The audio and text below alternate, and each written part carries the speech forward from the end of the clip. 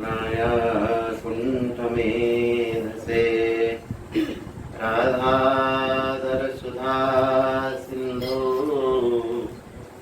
नमो नित्यविहारिणे राधां कृष्णस्वरूपां वै कृष्णं राधा स्वरूपिणं कलात्मानं निकुञ्जस्थं गुरुरूपं सदा भजे यस्या कदापि वसनाञ्चलखेलनोत्थ धन्यातिधन्यपवनेन कृतार्थमानि योगीन्द्रदुर्गमगतिर्मधुसूदनोऽपि तस्या नमोऽस्तु वृषभानुभवोऽधिसेऽपि यं प्रव्रजन्तमनुपेतमपेतकृत्यं द्वैपायनो विरहकातराजुहाव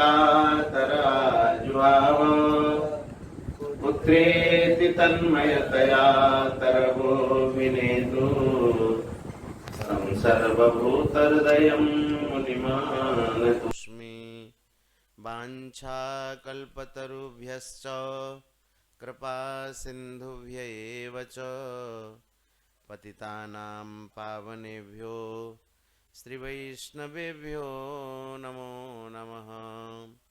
हरिजुआय विराजिए कथा सुनो इतिहास तुम श्रोता या माल के तब पदरज हमदास। श्री भगवान की असीम अनुकंपा से संत महापुरुषों के परम अनुग्रह से हम लोग नित्य प्रति श्रीमद् भागवत के माध्यम से सत्संग का परम लाभ प्राप्त कर रहे हैं। उस क्रम में कपिल देवहूति प्रसंग में हम लोग चल रहे हैं। देवहूति माता के प्रश्न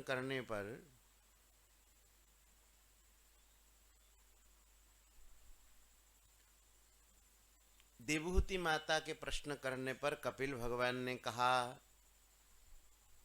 यत्तत्त्रिगुणमव्यक्तं नित्यं सदसदात्मकं प्रधानं प्रकृतिं प्राहुरविशेषं विशेषवत् पंचभिः ब्रह्म चतुर्भिर्दशभिस्तथा एतच्चतुर्विंशतिकं गणं प्राधानिकं विदुः। महाभूतानि पञ्चैव भूरापोऽग्निर्मरुन्नभः तन्मात्राणि च तावन्ति गन्धादीनि मतानि मे। इन्द्रियाणि दश श्रोत्रं त्वग्दृक् रसननासिकाः वाक्करौ चरणौ मेढ्रं पायुर्दशम उच्यते। मनो बुद्धिरहङ्कारश्चित्तमित्यन्तरात्मकं चतुर्धा लक्ष्यते भेदो वृत्त्या लक्षणरूपया। एतावानेव संख्यातो ब्रह्मणः सगुणस्य सन्निवेशो मया प्रोक्तो यः कालः पंचविंशकः। प्रभावं पौरुषं प्राहो कालमेके यतो भयम् अहंकार विमूढस्य कर्तुः प्रकृतिमीयुषः। प्रकृतेर्गुणसाम्यस्य निर्विशेषस्य मानवी चेष्टायतः स भगवान् काल इत्युपलक्षितः।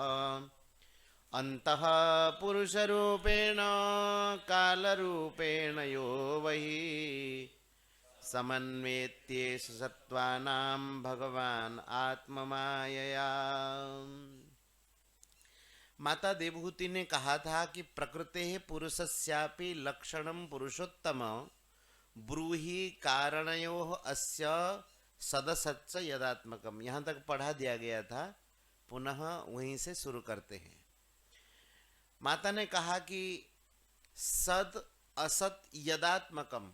सत असत माने यह स्थूल और सूक्ष्म, ये सारा संसार जिनका स्वरूप है उसको तो प्रकृति कहते हैं। स्थूल रूप से भी विद्यमान है और सूक्ष्म रूप से भी विद्यमान है। तो कहते हैं कि प्रकृते है पुरुषस्यापि लक्षणम पुरुषोत्तम, है पुरुषोत्तम प्रकृति का क्या स्वरूप है और पुरुष का लक्षण क्या है, वो आप हमें कहिए कि प्रकृति कैसी। सदसच्च यदात्मकम अस्य कारणयो हो, ये जो सारा संसार है उनके कारण स्वरूप प्रकृति, और सत असत स्थूल सूक्ष्म जिनका स्वरूप है, ऐसे प्रकृति के संबंध में कहिए और पुरुष के संबंध में भी कहिए। भगवान ने कहा कि प्रकृति किससे कहते हैं, यत्त त्रिगुणम अव्यक्तम नित्यम सदसतात्मकम प्रधानम प्रकृतिम प्राहु अविशेषम विशेषवत। प्रकृति कहते हैं जो त्रिगुणात्मक है, यत्त त्रिगुणम, त्रिगुणात्मक है और अव्यक्त है, ऐसे कुछ दिखता नहीं है, और निर्विशेष होकर भी जो संपूर्ण विशेष का, विशेष मतलब जो प्रकट रूप में दिखाई देता है, जिनकी हम कोई संज्ञा कर सकते हैं, उन सब का आश्रय है। और उस तत्व को प्रकृति कहते हैं। और प्रकृति के कार्य क्या क्या भगवान ने गिनाया। पंचभी ब्रह्म, ये पढ़ा दिया था ना कि पंचभी ब्रह्म, 5 महाभूत, 5 तन्मात्राएं, 4 जो है अंतःकरण, मन बुद्धि चित्त अहंकार, है ना, और 10 इंद्रियां। इस प्रकार से इन 24 तत्वों से ये प्रकृति बनी हुई है। समझ में आई। अब उसका भगवान विस्तार कर रहे हैं कि पंच, जैसे देखो यहां गिनो, पंचभी 5 5 10, चतुर्भी 14, और एतत् चतुर्भी 10 भी, हाँ 10 भी, 5 ज्ञानेन्द्रिय और 5 कर्मेंद्रिय, तो कितने बन गए। एतत् चतुर्विशंतिकम गणम प्राधानिकम विदुः, ये जो है प्रकृति का कार्य है। प्रकृति का कार्य समझ में आता है। पूर्व में कहा कि जो प्रधान है, प्रकृति का मूल रूप है, और उसके बाद ये कार्य है, माने ये दिखाई देता है, ये प्रकट स्वरूप है। अब भगवान इन सब का नाम गिना रहे हैं कि पंचभी पहले कहा था ना, पंचभी 5 और 5, अब भगवान उसको गिना रहे हैं। महाभूतानि पंचैव भूरापोऽग्निर्मरुन्नभः तन्मात्राणि च तावन्ति गंधादीनि मतानि मे। भगवान कहते मैं मतानी, मेरे मत में ये भू माने पृथ्वी, आप माने जल, अग्नि, मरुत माने वायु, और नभः आकाश, ये 5 महाभूत है। ठीक है। तन्मात्राणि चतावंती, उनके जो तन्मात्रा है, पृथ्वी का गंध तन्मात्रा, जल का रस तन्मात्रा, तेज का रूप तन्मात्रा, वायु का स्पर्श, आकाश का शब्द। बोले तावंती माने उतने ही तन्मात्राणी, तन्मात्र भी उतने हैं जितने 5 महाभूत है। तो 5 और 5 10 हो गए।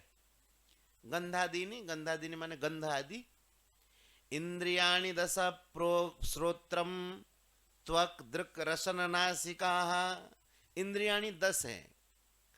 ज्ञानेन्द्रिय 5, कर्मेंद्रियां 5, तो उनके नाम गिना रहे, श्रोत्र, त्वक, दृक्, रसन और नासिका, ये 5 इंद्रियां ज्ञानेन्द्रियां हैं। और वाक, करौ, चरणौ, मेढ्रम, पायु, इस प्रकार से ये मिलकर के 10 हो गए। अब उसके बाद देखो कहा था 4 अंतःकरण, अंतःकरण चतुष्टय इसको कहते हैं। 4 में कौन कौन है। मनो बुद्धिरहंकार स्थितमित्यंतरात्मकम चतुर्धा लक्षते भेदो वृत्त्या लक्षण रूपयाम।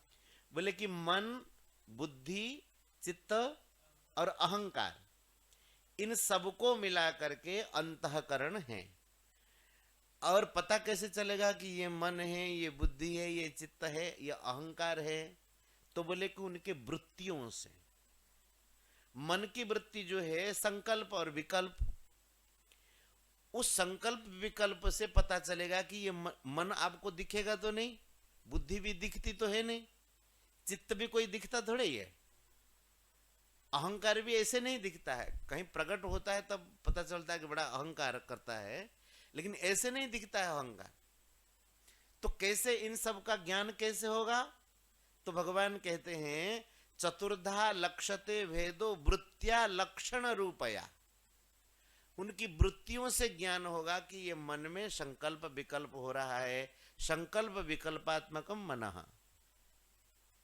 बुद्धि, बुद्धि में निश्चय होता है, तो बुद्धि की वृत्ति से पता चलता है ये बुद्धि का काम है। वही कहते हैं कि वृत्त्या लक्षण रूपया, लक्षणों से पता चलता है, और चिंता होती है चित्त में, और अभिमान। इस प्रकार से वृत्तियों से ये चार लक्षित हो जाते हैं। इस प्रकार से हो गए पूरे 24 तत्व हो गए। एतावानेव संख्यातो ब्रह्मणः सगुणस्य च सन्निवेशो मया प्रोक्तो यह काल पंचविंशकः। कहते कुछ ये जो 24 तत्वों की संख्या तो बता दी, और उसके बाद भी भगवान कहते हैं कि कालः पंचविंशकः। कुछ लोग ऐसा कहते काल भी 25वां तत्व है, लेकिन भगवान कहते हैं प्रभावम पौरुषम प्राहु काल में के यतो भयम अहंकार विमूढ़स्य कर्तु प्रकृति में उषा।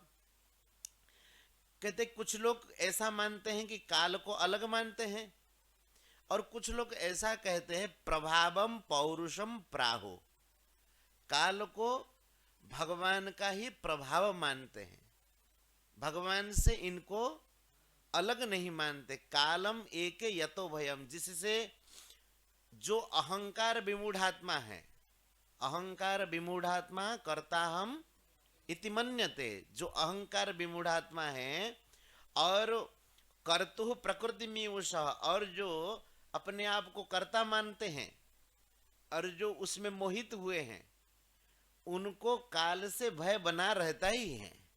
कुछ लोग कहते काल को 25वां तत्व कहते हैं, लेकिन भगवान कहते हैं कि काल मेरा ही प्रभाव है, मेरा ही स्वरूप है। वह काल करता क्या है?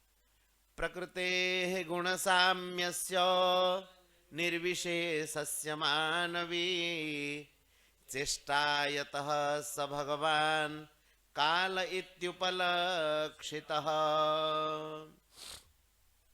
आप लोगों को कई बार बता दिया इस बात को कि प्रकृते है गुण साम्यस्य, प्रकृति के 3 गुण, सत्वम रजस तमैति गुणाः प्रकृति संभवा। गीता जी में भगवान ने कहा कि सत्व, रज और तम ये तीनों गुण प्रकृति से उत्पन्न है, और प्रकृति के एक साम्यावस्था होती है। साम्यावस्था कहते प्रलय अवस्था को। जैसे ये तीनों गुणों का अभी व्यतिक्रम चल रहा है, तीनों गुणों का मिश्रण। उदाहरण से समझाया जाए कि जैसे आपने दूध को जमा दिया, रात को जो दही जमा दिया, तो दही बन करके सुबह तक तैयार है ना। अब ये मक्खन, घी और छाछ की साम्यावस्था है, अलग अलग दिख रहा है। छाछ अलग दिख रही है, मक्खन और घी, लेकिन उसके अंतर्गत है कि नहीं?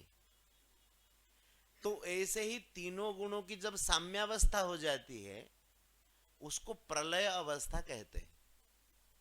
जैसे और एक लक्षणों से समझाया था, जैसे हम संगीत बोल नहीं रहे, स्वर तो है ना अभी भी, जब संगीत छेड़ते हैं तो ये स्वरों के प्रकट अवस्था है, लेकिन हम सातों स्वर अभी बराबर हमारे लिए है। नहीं समझ में आई? समझ में आई कि नहीं आई? भाई हम जैसे गा नहीं रहे संगीत, तो सातों स्वर अभी सातों स्वरों की समान अवस्था है ना, है? सात स्वर तो विद्यमान है ना, लेकिन दिख नहीं रहे। अब देखो हम संगीत शुरू करते हैं, शुरू करो सा सा ग सा ग म प, बजाओ ना जैसे बजाना, सा ग म प ग रे सा। आपको संगीत दिख रहा है ना? अब उसको बंद कर दो। अब तारतम्यता कुछ है? इसका मतलब संगीत की अभी साम्यावस्था है, प्रलय अवस्था है, आपको कुछ दिखेगा नहीं। जब उसको छेड़ते हैं, उसके जब तारतम्य होता है, तो आपको दिखता अच्छा ये सा गा रहे हैं, ये रे गा रहे हैं, ये धा गा रहे हैं। नहीं, ऐसे त्रिगुणों की जो साम्यावस्था है उसको कहते हैं प्रलय। ऐसे इन उदाहरणों को इसलिए देता हूं कि यूं तो यूं समझने में कठिन है ये, आप सामान्य श्लोक को पढ़ जाइए समझ नहीं पाओगे, लेकिन इसको सरल बना देने से कुछ कुछ बुद्धि धारण करेगी। अच्छा अच्छा इस बात को कहना चाहते हैं, देखो अब वो समझ में बात आ जाएगी क्या कहना चाहते हैं। प्रकृते है गुण साम्यस्य, गुणों की जब साम्यावस्था होती है, माने तीनों गुणों मान लीजिए 100% है, जैसे कफ वात और पित्त, ये तीन है ना हमारे शरीर में। कफ वात पित्त की अभी तारतम्यता है।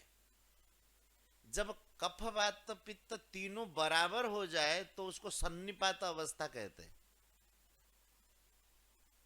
क्या नाम उसका? सन्निपात। इसका मतलब मरेगा आदमी, इसको सन्निपात हो गया, मैंने कफ वात पित्त बराबर साम्यावस्था में चले गए। लेकिन जब तारतम्य रहेगा तब उसका जीवन चलेगा। तो उसी प्रकार से प्रकृति है गुण साम्यस्य है, जब प्रकृति की गुण साम्यता होती है, समानता होती है, तो प्रकृति उस समय निर्विशेष रहती है। निर्विशेष का मतलब प्रकट अवस्था में नहीं, किसी विशेष्य से आप उसको सूचित नहीं कर सकते। नहीं समझ में आ रही है? अब मैं तो सोच रहा हूं कि समझा दूं ठीक से, लेकिन कितना समझ में आता है। तो उस समय किसी प्रकृति के, अब उस समय जैसे कोई प्रकृति का कुछ प्रकट नहीं है तो कुछ आपको दिखेगी नहीं ना। तो इसीलिए कहते हैं कि निर्विशेषस्य हे मानवी हे मनुपित्री चेष्टा यतः स भगवान कालः इत्युपलक्षित। उस साम्यावस्था में, प्रकृति के साम्यावस्था में जिनकी कृपा से, जिनके कारण चेष्टा होती है, चेष्टा होती मतलब प्रकृति अब क्रियाशील हुई। क्रियाशील कैसे हुई? कैसे कैसे क्रियाशील हुई? हाँ, उथल पुथल हुआ तो कैसे हुआ, किसके कारण से? कालह। अब जैसे सुबह आप लोग रात्रि को सो जाते हैं, सुबह जो है आराम से जग जाते हैं, तो किसके प्रभाव से आप जग गए? काल के प्रभाव से। 6 घंटा सो जाने के बाद अपने आप में नींद खुल गई, तो जगाया किसने? काल ने। अच्छा, बीच में कोई अगर जगा दे तो 1-1:30 बजे जगा दे, तो क्या कहते हैं हम लोग? नींद अभी पूरी नहीं हुई, कच्ची नींद से जगा दिया। तो इसका मतलब नींद कच्ची से पक्की हो रही थी ना। कच्ची से पक्की कौन कर रहा था? काल। जैसे पेड़ में आम आया हुआ है, अब वो कहते कच्चा आम तोड़ दिया, तो कच्चे आम को पक्का कौन बना रहा है? काल। ऐसे ही महासर्ग के बाद जब महाप्रलय का समय आता है, तीनों गुण जब साम्यावस्था में रहती हैं, तीनों गुण रहते हैं, तब महाप्रलय का उतना समय बीतता है, उसी को कहते काल। अगर उतना समय, जितना समय महासर्ग का समय, उतना समय महाप्रलय का समय, उतना समय जब बीत जाता है, तब यह सृष्टि पुनः प्रकट होती पूरी, फिर महासर्ग का समय आता है। उसी बात को यहां कहते हैं चेष्टायतः स भगवान काल इत्युपलक्षितः, उनको भगवान काल कहते। यही लिखा है भाव में। क्या लिखा है पढ़ो।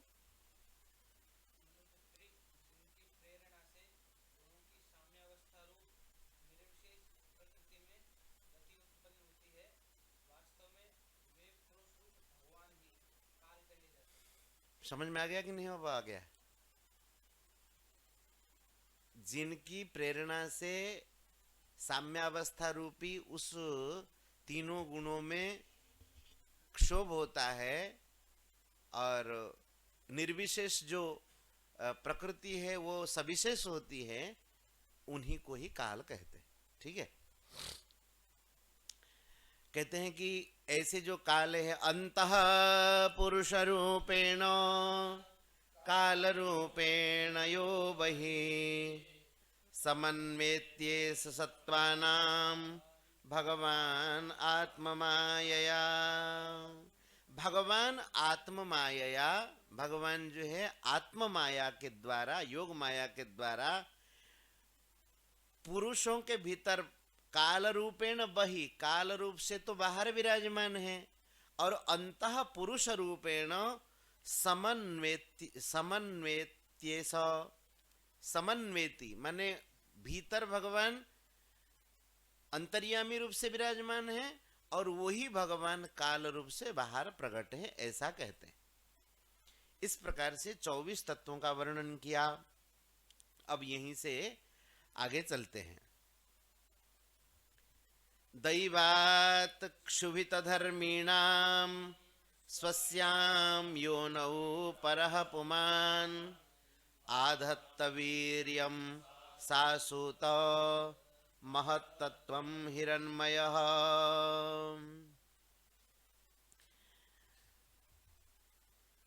क्या लिखा है उसको पढ़ो एक बार।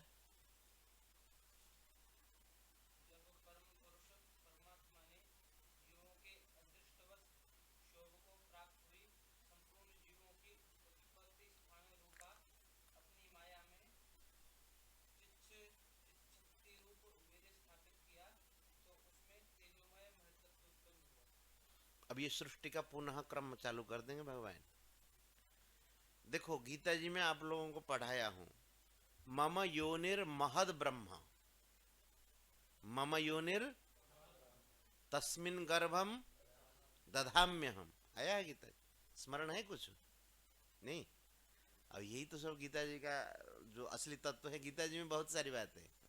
तो भगवान कहते मम योनिर महद ब्रह्म, महद ब्रह्म माने ये जो मूल प्रकृति है वो मेरी योनि है। तस्मिन् गर्भम दधाम्यहम, उसमें मैं वीर्य रूपी गर्भ का आदान करता हूं। संभवः सर्वभूतानां ततो भवति भारत, ततः सर्वभूतानां संभवः भवति। उसी बात को यहाँ कहते, थोड़े से अलग भाषा में कहते हैं। महाराज जी हमारे कहते थे कि गीता जी की भाषा बहुत सरल है, भाव बहुत कठिन है। और आप साहित्य देखेंगे भाषा कठिन होगा, लेकिन गीता जी की भाषा बहुत सरल, उसमें विभक्तियां भी साधारण साधारण। जैसे देखो मम योनिर महद ब्रह्म, महद ब्रह्म मम योनि, तस्मिन् गर्भम दधामि हम, इसमें क्या कठिन है? तस्मिन् माने उसमें मैं गर्भ रूपी बीज रूपी गर्भ स्थापन करता हूं। संभव सर्वभूतानम ततः भवति भारत, कितना सहज श्लोक है। हे भारत, ततः उससे सर्वभूतानां संभव भवति, सब प्राणियों की उत्पत्ति होती है।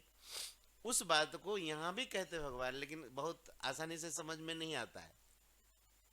दैवात क्षुभित धर्मीणाम, दैवात, दैवात कहते हैं कि अदृष्टवश, अदृष्ट उसको कहते हैं जो प्रत्येक जीवों के कर्म संस्कार है। कर्म संस्कार कैसे बना है? मनुष्य जो क्रियमाण का कर्म करता है वह संचित खाता में जाता है और वही जा करके प्रारब्ध बन जाता है। तो आप लोग तो ये सुने ही हैं कि हर जीव अपने सूक्ष्म और कारण शरीरों को लेकर के महाप्रलय में भगवान में विलीन होता है, ये तो सुने हैं ना।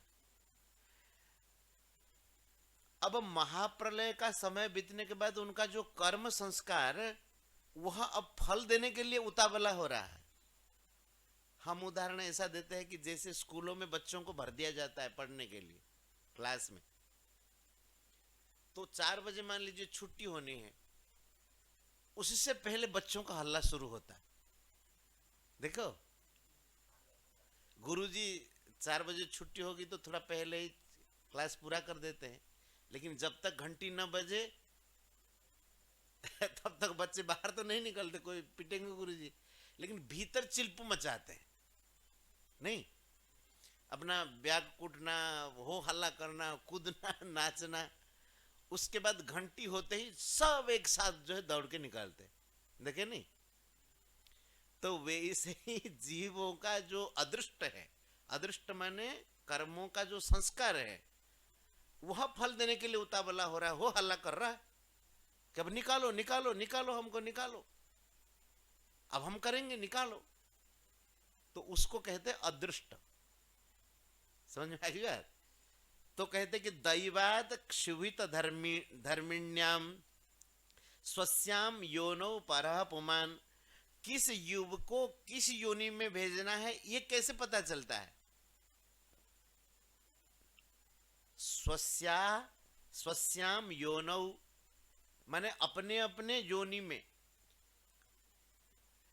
भगवान क्या करते हैं, उसमें चित शक्ति का आधान कर देते। आधत्त वीर्यम सासूत महत्तत्वम हिरणमयः, ऐसे जो तेजमय महत्तत्व का उससे प्रकट होता है। भगवान किस जीव को किस योनि में भेजना कैसे पता चलता है? कैसे पता चलता है? पूर्व के जो कर्म संस्कार होते हैं, अदृष्ट हैं, उससे पता चल जाता है वह।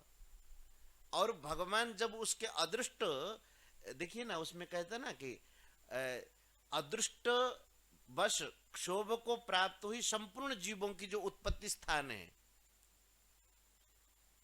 क्षोभ को महत्तत्व में क्षोभ हुआ ना, तो जीवों का अदृष्ट जो है वो फल देने के लिए तैयार है।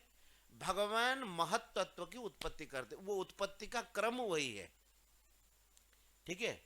उसके बाद क्या होता है?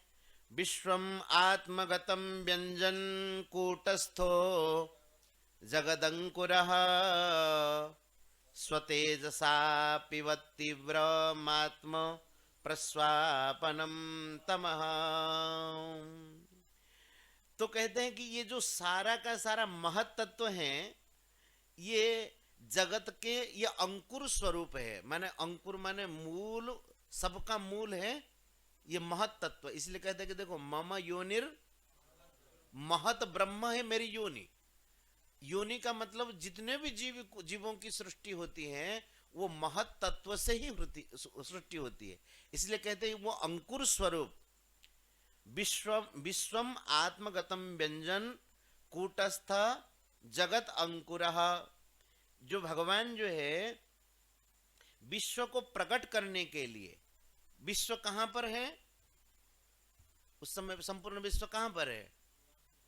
इसलिए कहते विश्वम आत्मगतम, जो संपूर्ण विश्व भगवान में है, उस विश्व को प्रकट करने के लिए भगवान क्या करते हैं? स्वतेजसा अपिबत तीव्रम आत्म प्रस्वापनम तमः। अच्छा, वह जो प्रलय काल में तमस का विस्तार है ना, तो भगवान क्या करते हैं? प्रलय कालीन उस अंधकार को, भाई भगवान चाहते कि अब जीव सृष्टि हो, महत्तत्व में क्षोभ और प्रकृति प्रकट हो, तो भगवान क्या करते हैं? स्वतेजसा, अपने तेज से अपिबत तीव्रम आत्म प्रस्वापनम तमः, उस तमस को, उस तम को भगवान खुद पी जाते हैं। उसके बाद क्या करते हैं भगवान?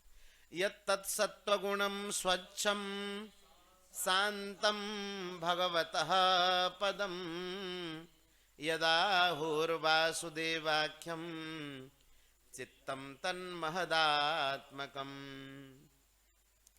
कहते हैं कि यत्तत् सत्वगुणम स्वच्छम, उनमें जो सत्वगुण है ना, सत्वगुणमय है, स्वच्छ है, शांत है, और वह भगवत पदम माने भगवत प्राप्ति का वह स्थान है।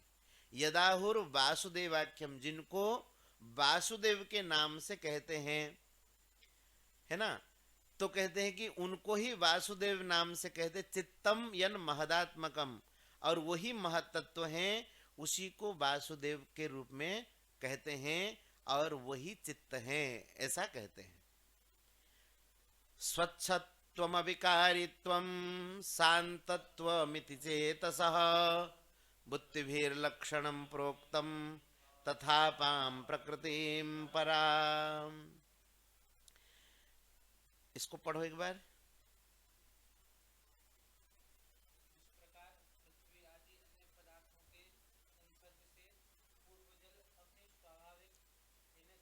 ऐसे क्या पढ़ते हो, ऐसे समझ में आएगा? संसर्ग से पूर्व जल, ऐसे कैसे समझ में आएगा वाक्य? अरे जिस प्रकार पृथ्वी आदि अन्य पदार्थों के संसर्ग से पूर्व जल अपनी स्वाभाविक अवस्था में अत्यंत स्वच्छ, विकार शून्य एवं शांत होता है। तुम एक एक शब्द पढ़ोगे तो कैसे समझ में आएगा? जिस प्रकार पृथ्वी आदि अन्य पदार्थों के संसर्ग से पूर्व जल, जैसे कोई जिसको हिंदी नहीं आता है वो जैसे पढ़ता है उसी प्रकार से पढ़ते हो। हाँ पढ़ो।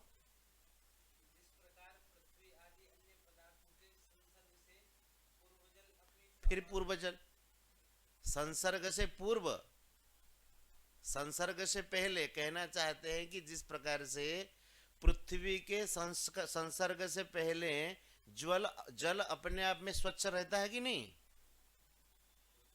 भूमि परत भा डाबर पानी, भूमि में जब पानी गिरता है तब वह मैला होता है, नहीं तो वो स्वच्छ तो रहता ही है। तो वही संसर्ग से पूर्व जल अपनी स्वाभाविक, अब उस समय न तो तरंग है जल में और न ही कोई फेन है, कोई किसी प्रकार का दोष है, अत्यंत स्वच्छ विकार शून्य। उस प्रकार उसी प्रकार अपनी स्वाभाविक अवस्था की दृष्टि से स्वच्छत्व, अविकारित्व और शांतत्व ही वृत्तियों सहित चित्त का लक्षण कहा जाता है। अब एक एक का विवेचन कर रहे हैं। बोले चित्त किसको कहते हैं? जिस प्रकार से स्वच्छत्वम, अविकारित्वम, शांतत्वम इति चेतसः, चित्त किसको कहते हैं? दो स्वच्छत्व है, विकार से शून्य है, शांतत्व है, और वृत्तियों के सहित जो है उसको चित्त कहते हैं। उनका लक्षण ये है, पूर्व में बताया नहीं गया था। इन लक्षणों से चित्त आदि का समझ सकते हैं।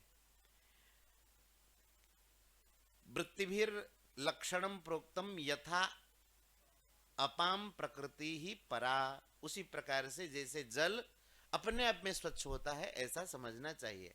उसके बाद महत्तत्वाद् विकुर्वाणाद् भगवद् वीर्य संभवात् क्रियाशक्तिरहंकार त्रिविध समपद्यत। फिर वही सृष्टि का क्रम जो है आगे चालू कर रहे हैं। भगवान जो है महत्तत्वाद् विकुर्वाणाद् भगवद् वीर्य संभवात्, भगवान का जो वीर्य है वो चित्त शक्ति, तस्मिन् गर्भम दधाम्य हम जिसको कहते हैं, वो चित्त शक्ति अपने आप में प्रकृति कुछ करने में समर्थ नहीं है, उसमें चित्त शक्ति का आधान होता है, तब जाकर के ये सृष्टि बनती है। तो कहते हैं कि महत तत्वात् विकुर्वाण, महत तत्व में अब विकृति हुआ। महत तत्व समझ रहे जिसको मूल प्रकृति कहते हैं, मूल प्रकृति के बाद ये उसमें विकार शुरू हो गया है।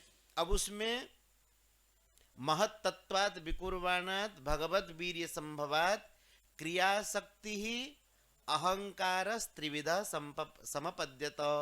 अब उसमें क्या उत्पन्न हो गया? क्रिया शक्ति प्रधान अहंकार उत्पन्न हो गया। और वह अहंकार कितने प्रकार का हो गया? त्रिविधा। त्रिविध माने एक वैकारिक, एक तेजस, एक तामस। वैकारिक माने सात्विक, और तेजस राजस, और तामस। इस प्रकार से अब उसी में से क्रमशः क्या प्रकट होंगे वो देखिए। वैकारिकस्तैजसश्च तामसश्च यतो भवः मनसश्चेन्द्रियाणां च भूतानां महतामपि। ये जो तीन प्रकार के अहंकार, देखो महत तत्व में क्षोभ हुआ तो क्रिया शक्ति प्रधान अहंकार की उत्पत्ति हुई। और अहंकार कितने प्रकार के हैं? तीन प्रकार के। कौन कौन से? वैकारिक, तेजस और तामस। ठीक है ना? अब देखो वैकारिक, तेजस, तामस, इन तीनों से क्या क्या उत्पन्न होता है? वैकारिक तेजसश्च तामसश्च यतो भवः। ये वैकारिक, तेजस और तामस तीन प्रकार से क्रमशः मनसः च इंद्रियाणां च भूतानां महतामपि। मन किसी से उत्पन्न हुआ? किस अहंकार से? वैकारिक माने सत्व। और उसके बाद इंद्रियां किन से? रजस से। और उसके बाद पंच महाभूतों की उत्पत्ति। पंच महाभूत तामस से। समझ में आएगी नहीं? अरे भाई, मन, इंद्रियां और पंच महाभूत। तो मूलतः जो मूल प्रकृति में महत तत्व में क्षोभ हुआ तो उसमें क्रिया शक्ति प्रधान अहंकार की उत्पत्ति हुई।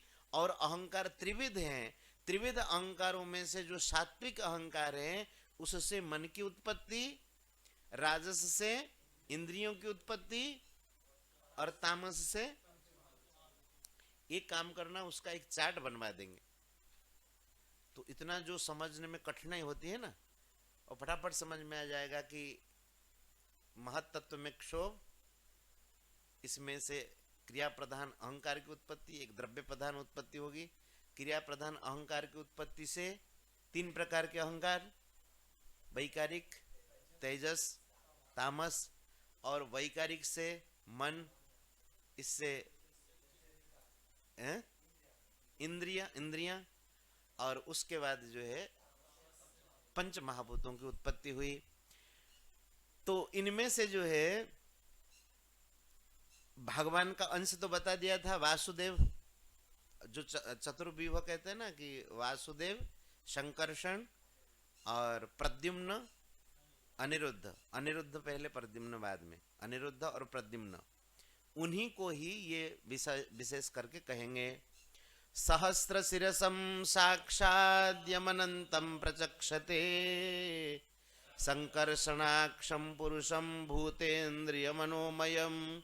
भूत, इंद्रिय और मनरूप अहंकार को ही भूतेन्द्रिय मनोमयम पुरुषम संकर्षणाक्षम, इनको ही संकर्षण कहते हैं, जो कि सहस्र सिर वाले हैं। सहस्र शिरसम, साक्षात अनंतम प्रचक्षते, अनंत ही इनको कहते हैं।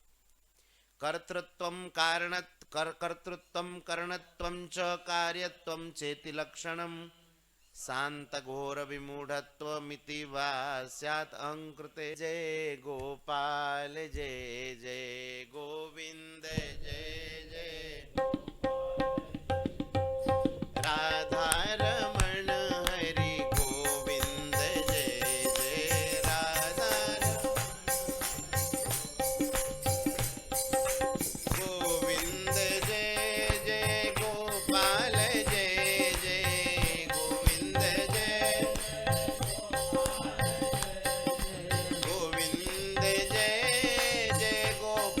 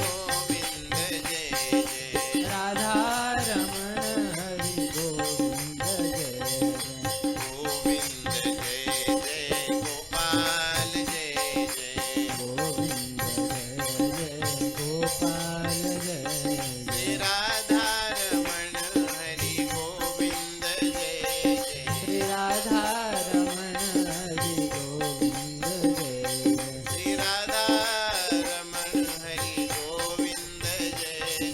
श्री राधा रमण हरि गोविंद जय जय।